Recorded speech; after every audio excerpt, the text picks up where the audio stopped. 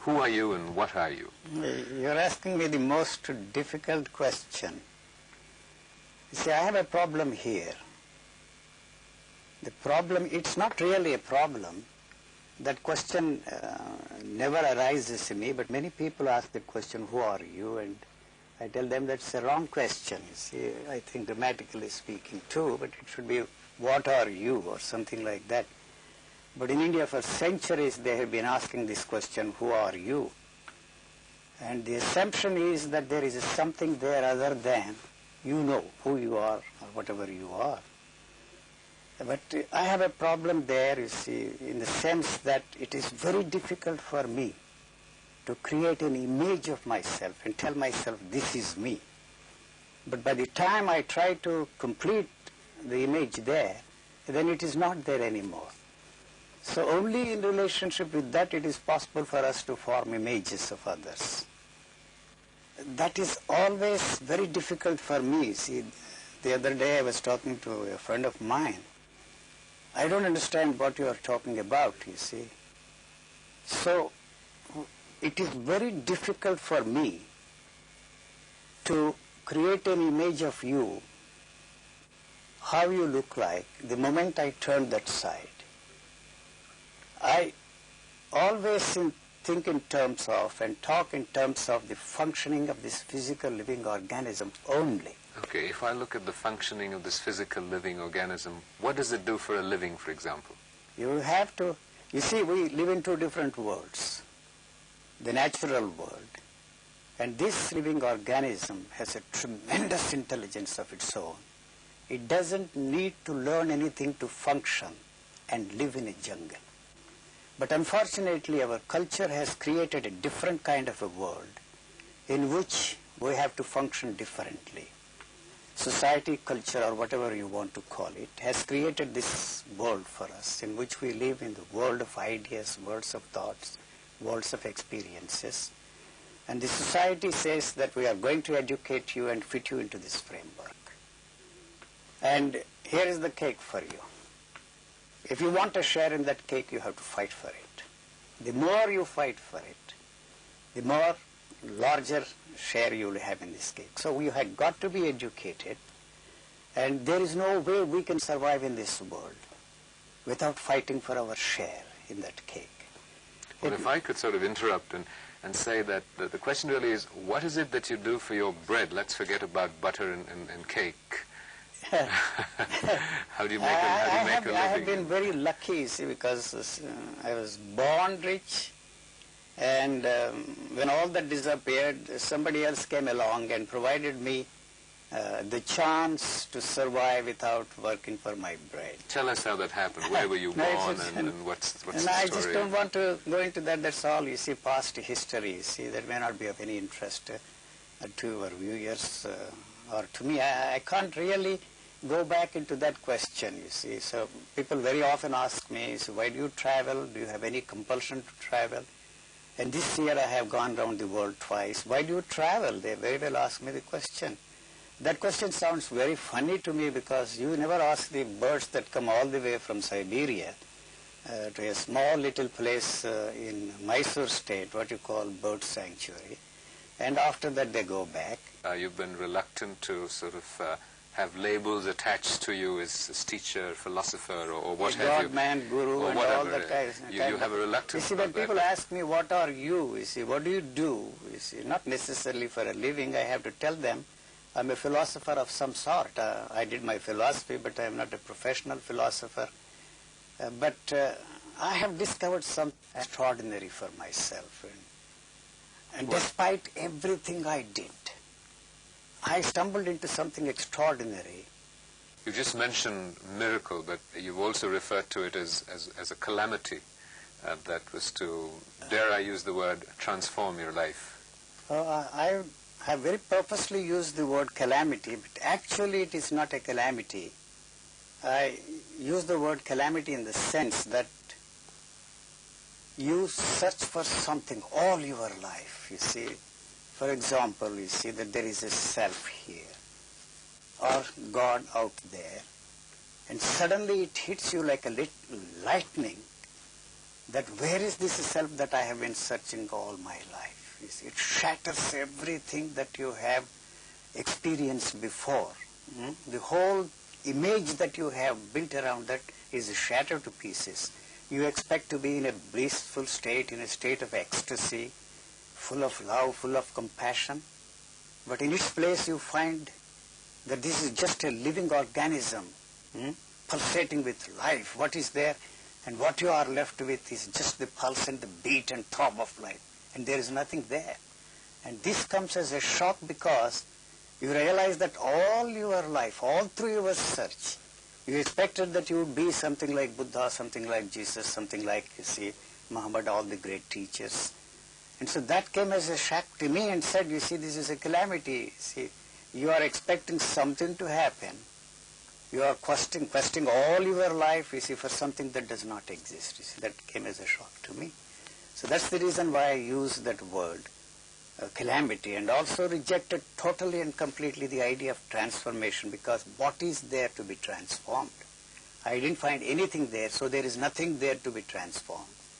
And so all that talk of transformation, radical or otherwise, is just poppycock, I said to myself. This happened in your 49th year. 49th year. What happened? Did it sort of happen one morning? Was there a light or lightning? No, the question that, you see, first I started with the question, you see, I want to be enlightened. I want to be like Buddha. I want to be like Jesus. I want to be like all the great spiritual teachers.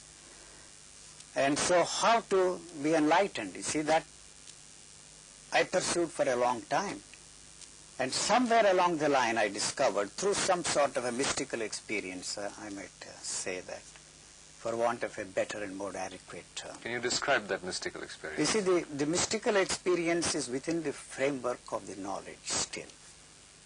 And that's, I consider, and it's a very petty little experience. You experience what you know. That does not in any way free you from the knowledge you have acquired. So you are still, you see, caught up in this idea, and you owe everything to the one that has helped you to experience these things. You are still dependent on that. You have not actually freed yourself from that. That's why I call it mystical experience. That itself is an extraordinary thing because it awakens some sort of an intelligence there in you. And from then on, you look at everything differently. You experience the same old things in a different way and try to share that experience with somebody else. Or you interpret the text, you see, in a different way, in a more meaningful and more expressive way. But I said to myself, this has nothing to do with what I have been interested in. This is a petty little experience. And then when you still continue and try to go beyond, you have no way of going beyond that mystical experience, because that has a stranglehold on you, exactly where the other experiences had a stranglehold on you. There is no way you can get out of that trap, because that becomes more important to you because it is your own experience. What you consider to be the experience of others has become your own experience, and that, you see, throttles and chokes you all the time. And the struggles to get out of it is more difficult than what it was before. So at that time I could have established a tremendous worldwide organization and invited the whole world and shouted from the tops of the world, here is something which I have discovered for myself. Come ye and listen to me. And that is also the thing that is responsible for the idea of changing the world. When once you are freed from the demand to bring about a change in you, the demand to change the world around you also comes to an end. The question really is that what is it that you experience? You've told us the consequences of that experience. This moment of, I know you're averse to the word enlightenment, but this moment of realization, of self-awareness, if I can call it, or whatever phrase, I don't want to get stuck in the context of the vocabulary of it. All right. But what was the moment? You see, the moment that I realized that I am in the state of Buddha, I am in the state of Jesus, I am in the state of all those teachers, I was emulating them as an example, wanting to be like them. Gave me this idea, you have not freed yourself from the knowledge that is passed on to you, what enlightenment is, and who is an enlightened man, and what his behavior patterns are like. I said to myself, this cannot be the thing. The knowledge that I have of this enlightenment is still there. This cannot be the enlightenment. There must be something other than this. See, although I said to myself, I am in the same state as Buddha, Mahavir, and all the other great teachers. So suddenly, somehow, you see, the question whirling through me as it were, suddenly disappeared and left me with this, what I don't know, what I am left with. This I don't know how it happened, why it happened, when it happened, and has anything happened. I really don't know. Do you believe in the uniqueness of this experience? I don't go around the world shouting that this is something unique, this is something extraordinary, this is something which nobody else has experienced before. You see, what I am left with is the feeling that I am just an ordinary man. So I don't go around, you see, telling that I am an ordinary man. But the demand to change anything, to become something extraordinary other than what you are there, somehow disappeared. The very demand to be free from anything isn't there anymore. How it happened, I really don't know. So there is no way I can share this with somebody and help somebody to stumble into this kind of a thing. Is there any significance, any function, any purpose for you in keeping your body going? No, I not at all. You see, the same question many people ask me. You see, it does not know that it is alive. It doesn't need and demand anything. Why do you feed this body? Because the body needs some energy to move around.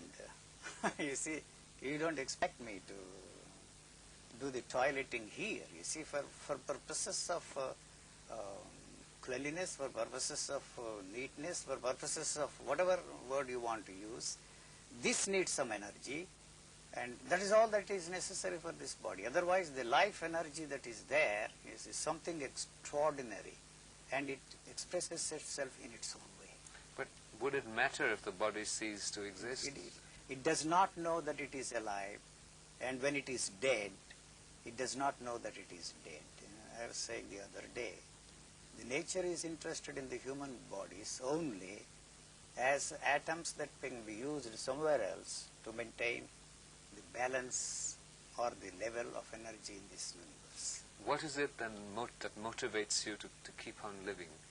I have no choice. You see, I did not come into this world of my own choice, and I have no reason, you see, to quit this world. When the time comes, when the body wears down, and when the nature needs these atoms somewhere else, then what we call death takes place. Death is nothing but for this body and in nature. Reshuffling of, you see, the atoms, and when they are needed, the body goes. It wears itself out. It may be possible for me to keep this body going through genetic engineering or some other things that we have at our disposal to keep this body going longer and longer. But what for? You acknowledged human suffering. You've also said that what happened to you was a spontaneous event. You cannot transmit the techniques of that being possible for other people. What is it that an individual can do? Or is there a process of inevitability to an individual's suffering? Where does the catalyst for his own... I don't think individually there isn't a thing.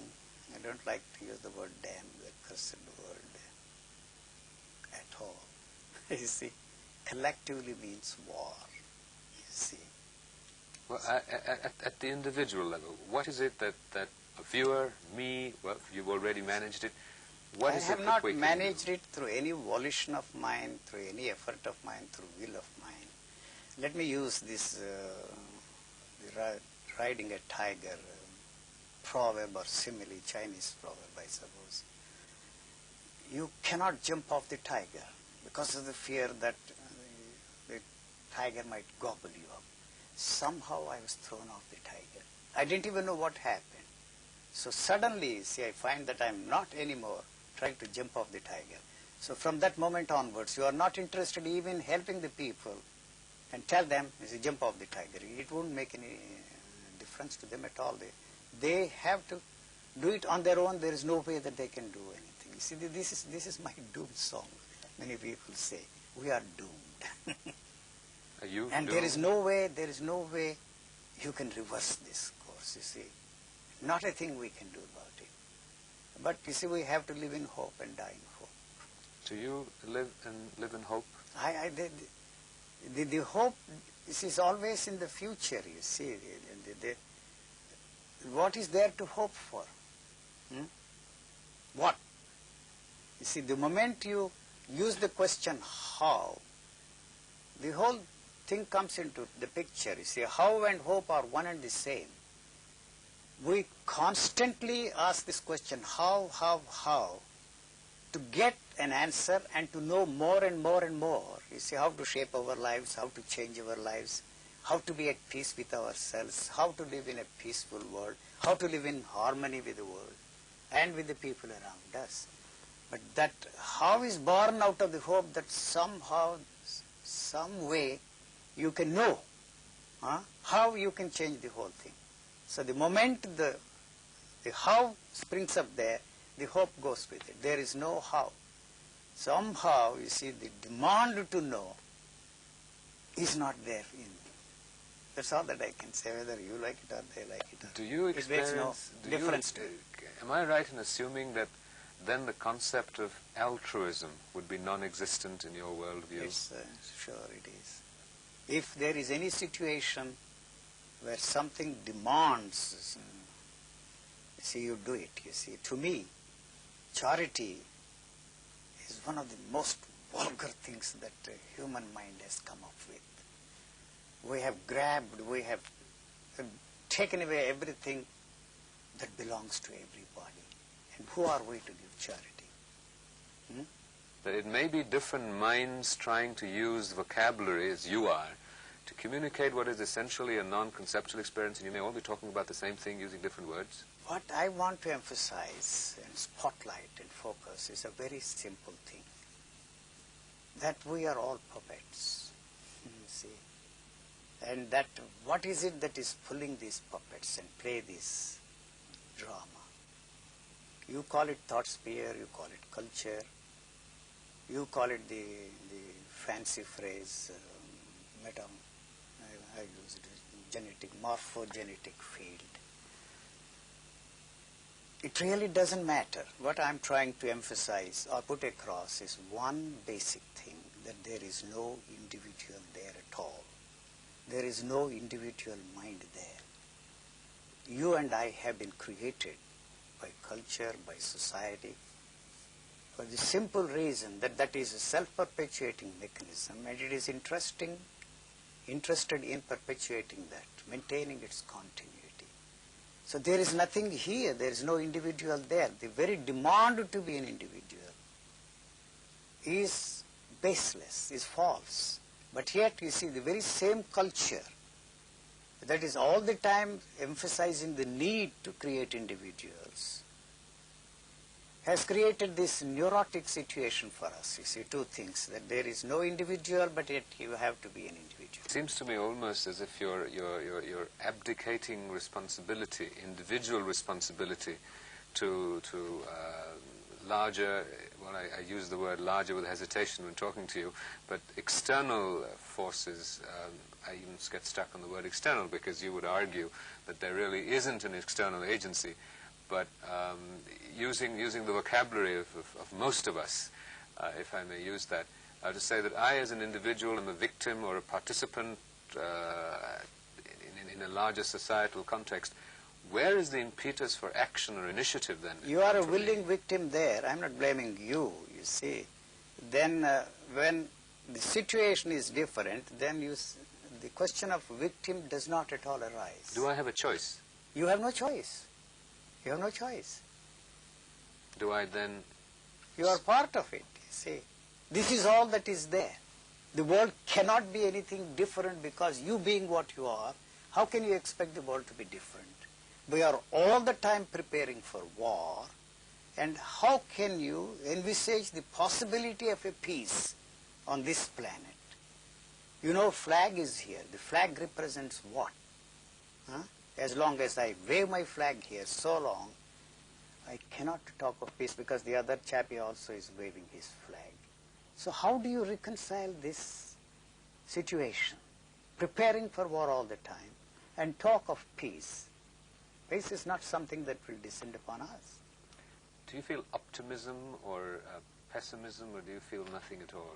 I don't think you can fit my statements into either this side or the other side. You see, people say that you are very negative, and all right, you are not negative, you are not pessimistic, you are very optimistic. What does it really mean? An optimistic individual is pushing things, you see, he is using his will, he is using his effort, and he is living in the hope somehow that we will turn this into a paradise and all of us will live in comfort and peace. So what you don't seem to realize is the very idea of creating heaven on this earth is the one that has turned the whole thing into hell. Actually, it is not hell. If we are lucky enough to be freed from all those utopias, the whole idea of a heaven, this itself will become an extraordinary place to live in. Would you call yourself a pessimist? It's up to you to put stick the label on me. I don't know. I don't think in terms of optimism, pessimism at all, negativism or positivism. Many people say that you are very negative. You see, the negative approach is invented by thought because you have totally failed to reach your goal through positive means. You have invented a negative approach, but the goal is a positive goal. So it doesn't matter whether you approach your goal positively or negatively. Is there any such thing? My English is bad now. Anyway, you see, the goal is the most important thing. What we have to do is to free ourselves from the whole value system without replacing that value system with another set of value system. That would be a wonderful place to live. The way the animals are functioning. You see, they don't kill anything for an idea. You see, so they have to survive. One form of life lives on another form of life. That's what we are doing all the time. But you see, if you kill something for any reason other than survival, we are creating this disharmony in this world. And there is no way we can reverse the whole thing. You may call me a pessimist. I am ready to go along with that and carry that label on me. On the one hand, you speak about the inevitability of processes and the biochemistry of the brain and sort of the vocabulary of the inevitability of life. And at the same time, you talk about freeing oneself from a variety of responses, as it were. I don't see how they coexist. There is a difficulty of the language here. I'm not suggesting that there is something that you can do to free yourself from. You are already free. And what creates this demand to be free is the one that this has to free itself from. You see, this expresses itself in an extraordinary way, you know. This is something which you cannot even think of creating, but unfortunately, where have we gone wrong? Where have we failed? That's a very natural question for us to ask. Somewhere along the line it occurred in the process of evolution, especially in the human species, what we call self-consciousness. So that separated us from the totality of life around us. Actually, it is one single unit in the whole thing. But this self-consciousness separated us from everything. And it is that is responsible for creating, you see, the whole religious thinking of man. Forgetting that we have created all those things, God, truth, reality, or whatever we want to call it, only as an extension of pleasure. So whether religion has turned us into cowards or our cowardice is responsible for creating religious thinking of man is anybody's guess. You see, I'm not against religion at all. You see, all the other systems the human mind has invented are nothing but the warty outgrowths of religion, even communism. But is it mere semantics when you say that where we have gone wrong, according to your vocabulary, we haven't gone wrong, nothing has gone wrong, and that too there is a value system that it's wrong. No, this value system that is fitting the events into its framework and says something is wrong. But you're ascribing a value that it's wrong, it's the way it is. The value system is wrong, then we wouldn't say that it is wrong, we wouldn't do anything to change anything there. This is a perfect piece of creation, and our value system makes it believe that something is wrong with it, you see. So we superimpose on that all our ideations and mentations and destroy what is something extraordinary that is already there. Whether, you see, it will continue forever or not, we don't know. Why this was created, what is its purpose, what is going to happen, it doesn't in any way help us to understand whether this whole thing was created Is by God. understanding important? It is not, you see, we give so much tremendous importance to understand things, to know things. You see, that works in the field of, you see, that camera. You see, that's the only area where, you see, you have to know, you have to get help from somebody to operate. But in the living atmosphere, living situation, the dead thing cannot help us to understand anything.